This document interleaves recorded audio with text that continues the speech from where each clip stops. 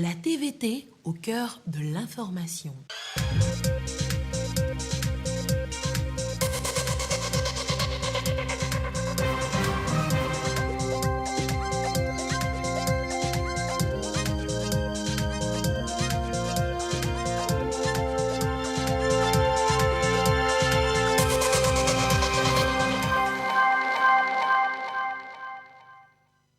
Merci de nous rejoindre pour le journal. Mesdames, Messieurs, bonsoir.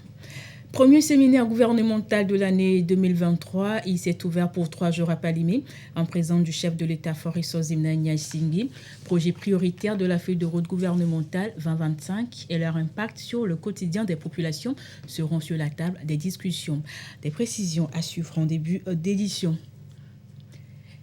Et toujours à Palimé, c'est un joyau qui vient renforcer la position stratégique de la ville dans les échanges commerciaux. Le nouveau marché est désormais opérationnel.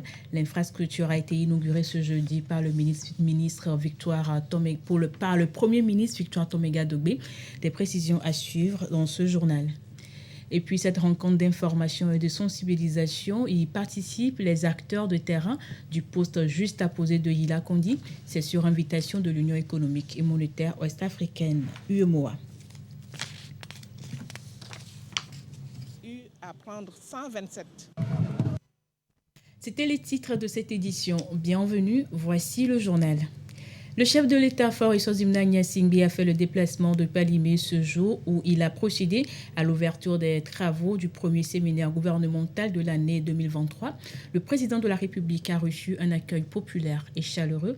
D'abord, les images de son arrivée à Palimé.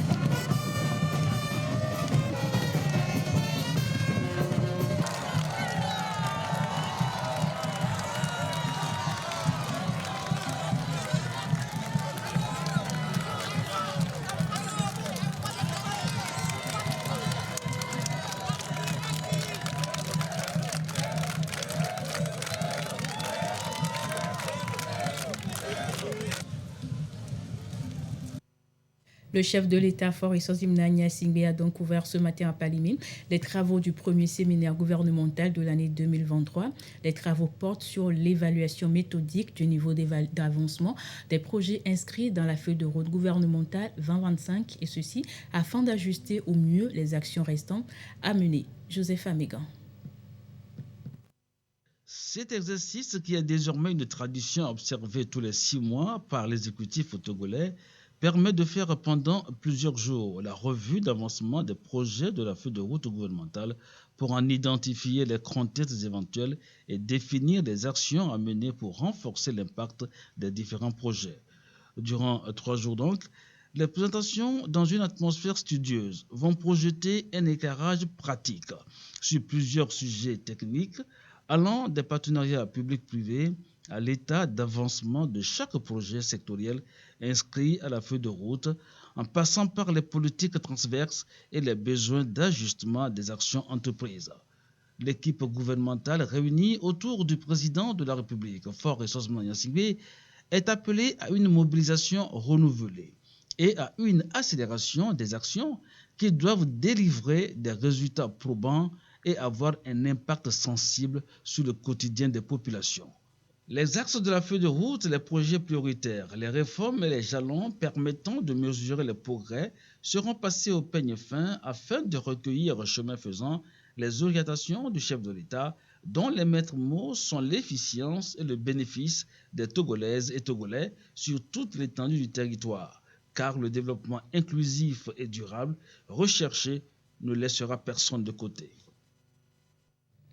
Les commerçants du Grand Cloto ont un nouveau grand marché, 26 mois de réalisation sur 10 hectares avec 2000 places assises, des magasins, boutiques, salles, hangars, blocs administratifs et sanitaires.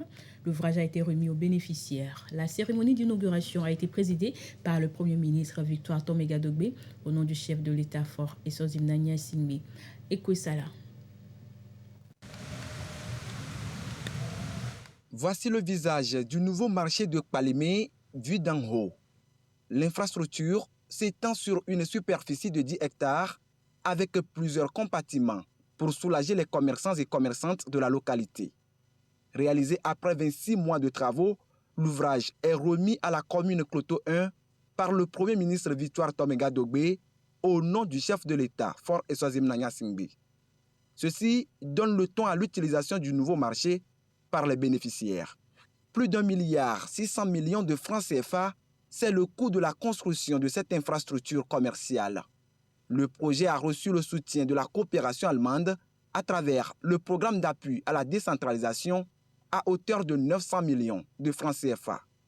Chers commerçantes et commerçants, la réalisation de telles infrastructures dont vous êtes bénéficiaires permet de renforcer le potentiel économique de votre commune.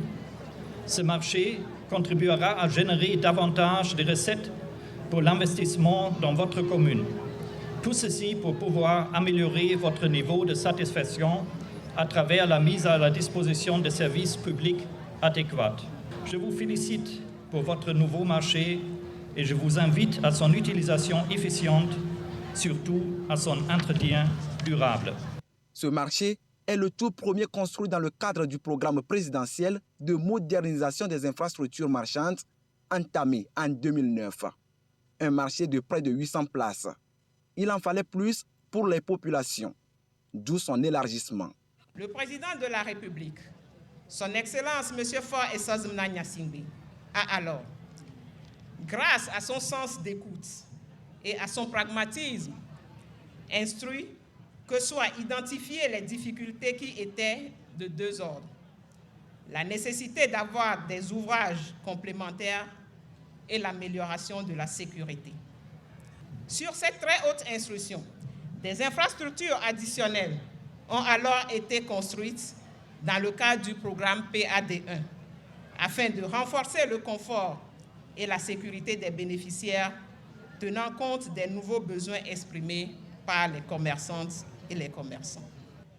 Preuve que la seule préoccupation du président Faure Essouzim Gnassingbé, c'est le développement inclusif et participatif des communautés partout sur le territoire national. La commune Cloto 1 a désormais la responsabilité de veiller à la durabilité du nouveau marché. Après Kpalimé, ce sera au tour des marchés de Thévié et Sokodé d'ouvrir leurs portes très prochainement. Le nouveau marché de Kpalimé répond désormais aux standards internationaux. Vous l'avez remarqué, il est équipé de plusieurs services pour répondre plus efficacement aux aspirations des commerçants de la localité. Ce n'était pas le cas avec les anciens marchés. Les bénéficiaires ont accueilli l'ouvrage avec satisfaction. Ekouessala. L'un des anciens marchés de Kpalimé, déserté par les commerçants à l'annonce de la pluie. Ce ne sera plus le cas désormais avec le nouveau marché pensé pour répondre aux attentes des commerçantes et commerçants de la localité. Plus de 1700 places assises, un bloc de 24 boutiques, 2 magasins de stockage, des blocs sanitaires, mais pas seulement. L'ouvrage est équipé d'une unité de police et de sécurité incendie. Des réalisations qui enchantent particulièrement Madame Adjoa et ses collègues, toutes des commerçantes.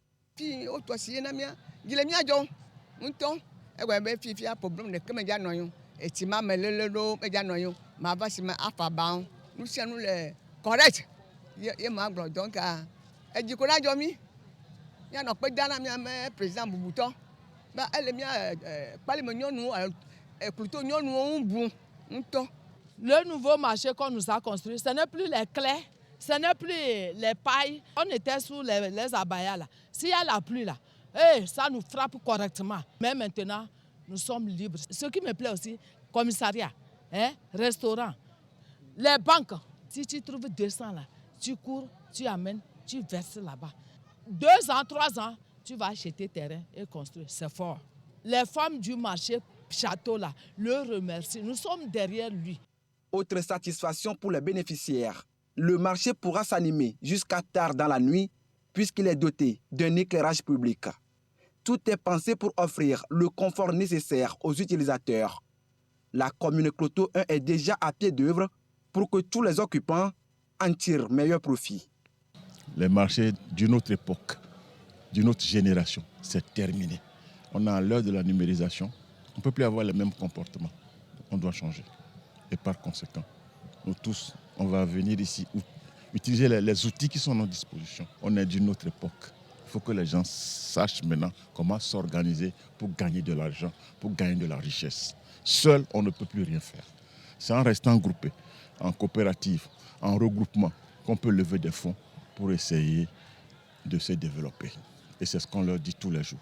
Donc, au jour d'aujourd'hui, c'est une obligation. On doit occuper ce marché, faire de ça une richesse.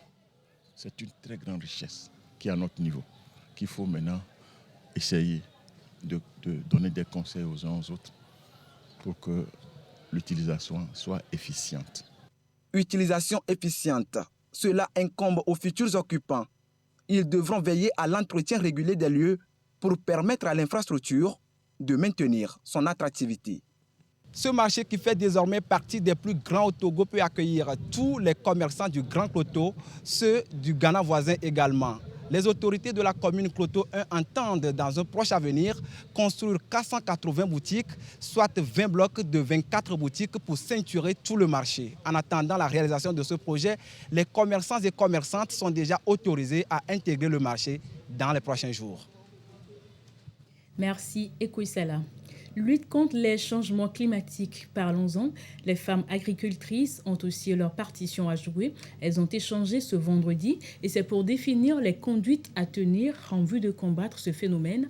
Et c'est une initiative du Réseau national des femmes agricultrices du Togo. Koumou Poyode.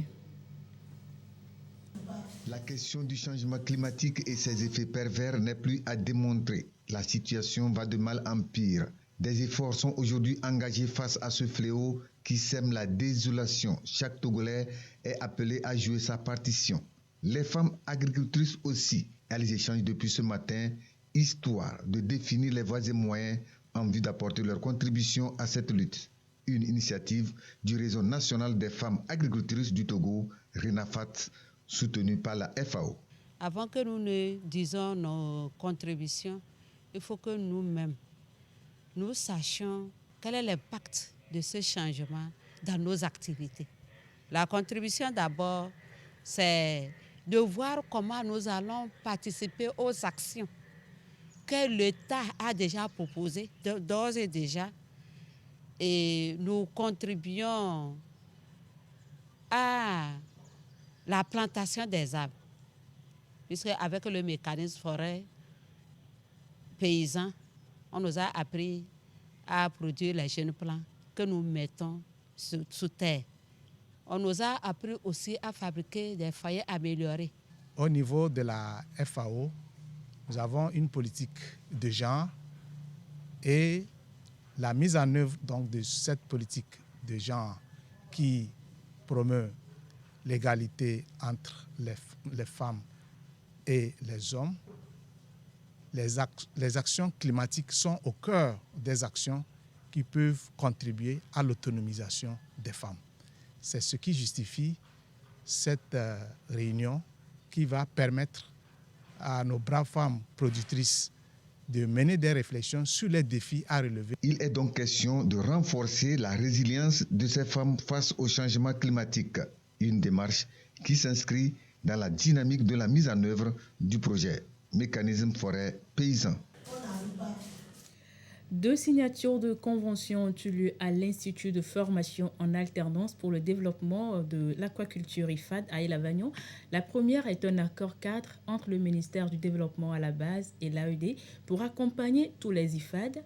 Et la seconde, un accord de partenariat entre le FAEJ et la COPEC-AD pour financer la première promotion afin de lui permettre de s'installer. Sylvain Raboudou. L'Institut de formation en alternance pour le développement, aquaculture et lavagnon dans un nouvel élan. Créer des opportunités pour faciliter l'insertion des jeunes après la formation. D'où cette signature de convention d'accord cadre intervenue entre l'AED, Agence éducation et développement, et le ministère de développement à la base de la jeunesse et de l'emploi des jeunes. 113 apprenants en fin de formation sont aujourd'hui en quête de financement pour le démarrage de leur plan d'affaires, pour mieux les insérer dans le tissu socio-professionnel. C'est une convention qui permet au groupement FAEJ et COPEC AD de mettre effectivement à la disposition des apprenants qui sont sortis, qui sont diplômés, les ressources financières. Et dans cette convention, il y a les conditions, les montants maximum que chaque coopérative peut prendre, les délais de remboursement, les taux, les garanties. Elle est intervenue entre l'IFAD, le FAEJ et la COPEC-AD, histoire de les accompagner à démarrer de façon pratique leurs activités sur le terrain. La COPEC-AD et le FAEJ ont travaillé à la mise en œuvre d'un produit spécifique qui consiste à un prêt d'honneur que l'État fait aux jeunes à travers le ministère du Développement à la base de la jeunesse et de l'emploi des jeunes, via le FAEJ, justement pour permettre à ces jeunes-là de commencer leur activité économique. Depuis 3 ans, on disait qu'à la fin, on va nous financer. Et aujourd'hui, on a vu que c'était réel. Ce n'était pas juste des trucs qu'on nous disait juste pour nous former comme d'habitude. Donc aujourd'hui, je suis très contente. Un grand merci à l'autorité pour cette vision-là qu'il a pour la jeunesse togolaise. Pour la COPEC-AD, nous allons apporter notre appui financier. Les techniciens se chargeront d'accompagner ces jeunes qui viendront dans nos agences et qui d'abord feront la demande qui sera établie. Ensuite, il y aura un suivi de cet appui qui leur sera octroyé. L'engagement du gouvernement, c'est de permettre aux jeunes de pouvoir s'installer, puisque la vision du chef de l'État, c'est de produire pour dépendre moins de l'extérieur en poisson et réduire tout de même le chômage des jeunes. Nous avons un président de la République qui n'a qu'une parole, qui tient ses promesses. Oui, il vous a promis et c'est fait. Ces partenariats viennent donc faire le pont entre des institutions togolaises qui ont en commun la jeunesse, les préoccupations de la jeunesse et qui veulent lui assurer une meilleure insertion dans le tissu socio-économique de notre pays. Les apprenants se sont regroupés en coopératives pour mieux travailler ensemble et bénéficier facilement de financement. Certains parmi eux exercent déjà l'activité sur le terrain, mais il faut un financement pour répondre au plan d'affaires conçu par les uns et les autres. Parlant justement de coopératives, les acteurs dans la chaîne de production du soja dans la préfecture de Blita étaient en réunion. C'est pour mieux défendre leurs intérêts. L'Assemblée générale constitutive qui consacre le démarrage des activités s'est tenue du côté de Blita. Ulrich Amega.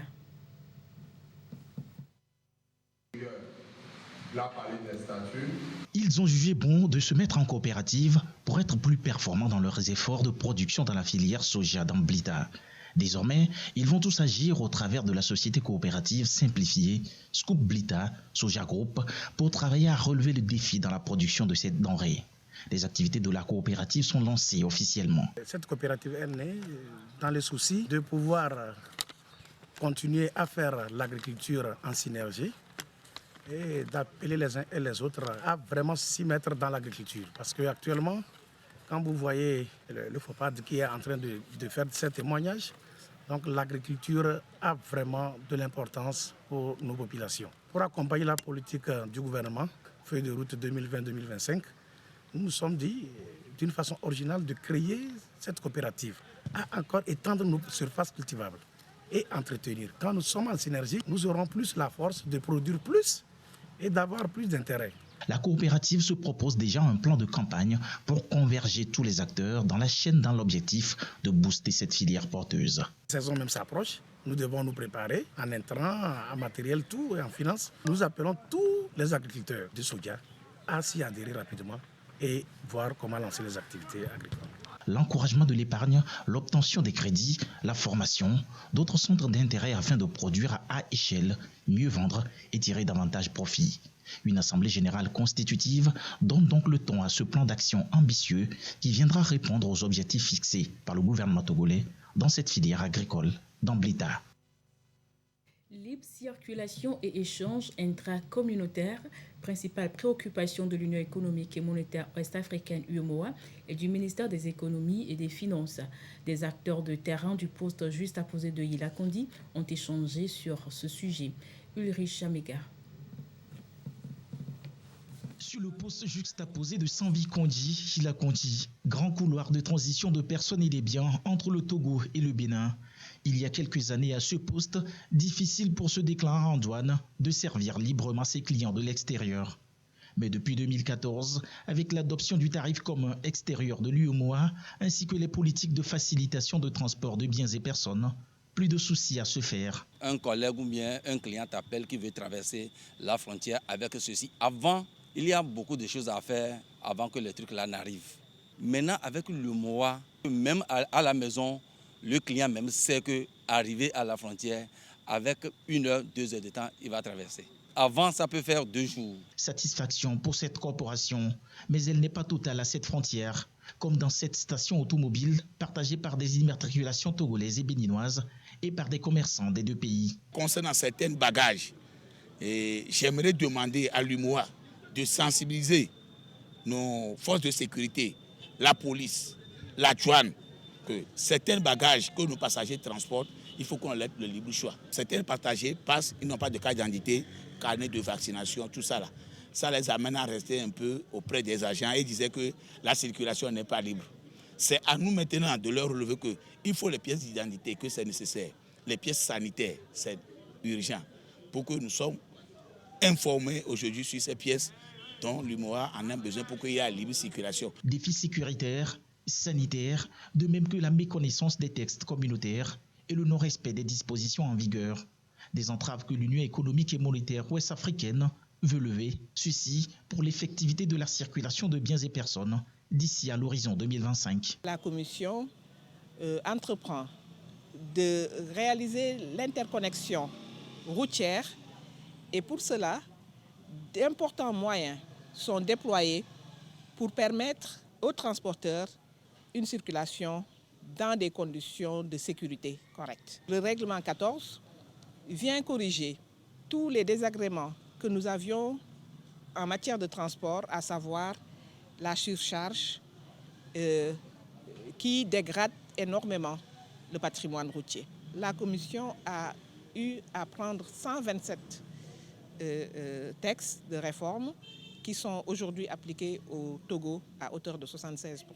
Les échanges commerciaux entre le Togo et les autres États de l'UEMOA ont connu une hausse en 2021 par rapport à 2020. Les importations se chiffrent à 36,4 milliards de francs CFA contre 34,8 milliards de francs CFA, soit une hausse de 4,8%. De 319 milliards, les exportations, elles, s'élèvent à 337,1 milliards de francs CFA, une hausse de 5,7%. La chefferie traditionnelle a été d'une importance capitale dans la lutte contre le Covid-19 au Togo. Une revue annuelle est consacrée à leur activité, un exercice qui présente l'impact de leur implication dans la lutte pour les amener à mener des réflexions sur la gestion des maladies évitables au Togo. Christine Peteki-Aloudé. Dès l'apparition du premier cas le 6 mars 2020 du Covid-19, le chef de l'État, Faure Sozina Gnassingbé, a pris et mis en place des mesures urgentes et coordonnées pour efficacement lutter contre la maladie. Gestes barrières, état d'urgence, vaccination, des mesures auxquelles les populations ont adhéré grâce à l'implication des chefs traditionnels. L'OMS, le ministère de la Santé et leurs partenaires revisitent les actions de la chefferie traditionnelle et leur impact dans la lutte contre la pandémie. Les chefs ont accepté que les équipes de vaccination viennent s'installer dans leur palais. Certains chefs sont même allés rencontrer des groupes organisés, parler avec ces groupes organisés, leur montrer leurs preuves de vaccination et cela a suscité une adhésion à cette vaccination. Les têtes couronnées se sont donc fait remarquer Leurs efforts reconnus ici par tous. Lorsque vous réalisez une œuvre et que l'œuvre que vous réalisez est appréciée, c'est un soulagement, c'est une joie. La pandémie à coronavirus a mis à rude épreuve les systèmes de santé. Sa gestion est une école, selon l'OMS, qui témoigne sa reconnaissance à l'ensemble des acteurs. Les engagements et les implications de vous tous auprès des communautés à travers des stratégies mises en place pour amortir le choc provoqué par la COVID-19 a servi de levier pour la réussite de la gestion de la pandémie au Togo. Vénérés chefs traditionnels, mes chers Tagbi, à travers ma modeste personne, acceptez les remerciements et les félicitations du directeur général de l'OMS, le Dr Tedros, et de Madame la directrice régionale de l'OMS, Dr Moeti, pour tous ces efforts. Le ministère de la Santé compte encore sur la chefferie traditionnelle pour le renforcement du programme élargi de vaccination. À l'étranger, en bref, au Cameroun, totalité des 70 sièges du Sénat remportés sans surprise par le parti de Paul Biya. 10 partis avaient présenté des candidats à 11 134 grands électeurs.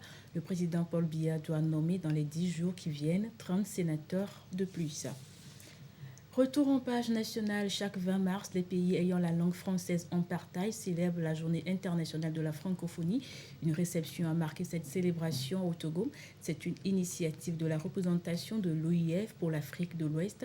Une réception au profit des partenaires, membres du corps diplomatique, du gouvernement et de la société civile. Abidé Niassingbe.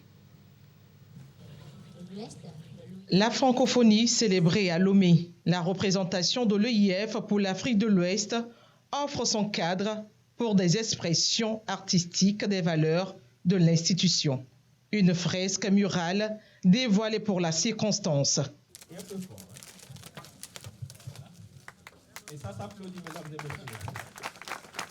Une œuvre des élèves du lycée Beklikame et du collège d'Agbalepedo avec l'encadrement artistique de Jean Koumi. Pour nous, la francophonie symbolise le mélange des peuples qui parlent la même langue.